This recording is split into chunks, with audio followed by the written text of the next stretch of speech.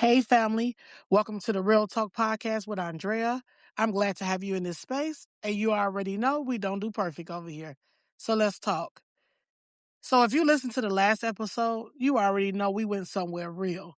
We talked about how so many people, especially Black men, were taught how to survive, but not necessarily how to heal. And I've been sitting with that for a minute, not just thinking about it, but really sitting with it. Because that kind of thing doesn't just stay in your past, it follows you. So now the real question becomes what happens when survival mode follows you into love? Because that's where things start to shift. Because now you're not just dealing with life, you're dealing with connection. You're dealing with someone who wants to understand you, who wants to get close to you, and who wants to build something with you. But at the same time, there's a part of you that's used to protecting yourself, a part of you that's used to not showing too much, not opening up too fast, and not letting people get too close. And those two things, they don't always work well together. Because on one side, you want connection. You want to feel understood and you want something real. But on the other side, you've learned don't trust too fast. Don't depend on nobody and keep some things to yourself. And now you're stuck in between, in the middle. You ever dealt with someone who they show up one day fully present, fully engaged, and then the next day they pull back and you're trying to figure out what changed, what happened. But sometimes nothing really changed, nothing really happened. They just got uncomfortable. Because closeness, it can feel unfamiliar when you're used to surviving. And that's discomfort. It can come from small things, vulnerability, being asked real questions, and being seen in a way you're not used to. And instead of leaning into it, you pull back. Not because you don't care, not because you don't want it, but because you don't fully know how to handle it. And that's real. And this is where relationships starts to struggle because now one person is trying to get closer and the other person is trying to stay safe. And both of those things make sense, but they don't always align.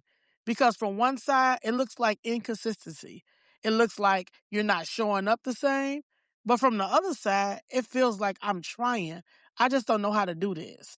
And that gap right there, it creates confusion. Because over time, that back and forth gets tiring for both people. The one trying to connect starts to feel like they're doing too much.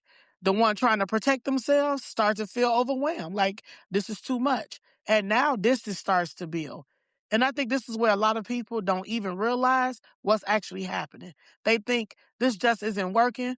Let's just walk away. Let's just go our separate ways. But really, there's unhealed patterns underneath all of that. Patterns that were never addressed. And this is where I want to bring God into this again. Because healing, especially in relationships, requires something deeper than just effort. You know what 2 Corinthians 12:9 says? My grace is sufficient for you, for my power is made perfect in weakness. And I think sometimes people are taught to hide weakness, but God meets you in it. Not in pretending, not in pushing through, but in being real. Because real strength is not holding everything in. Real strength is facing what you feel, being honest about what you need, and learning how to communicate differently and effectively. And that's not easy in no relationship, in no person, especially when survival has been your default. So now I got to ask you, do you recognize survival mode in your relationships? Do you pull back when things get too real? Do you shut down when emotions come up? Do you protect yourself even when someone is trying to love you? So let's bring it all the way back. Survival mode may have helped you get through things, but it doesn't always help you build something lasting.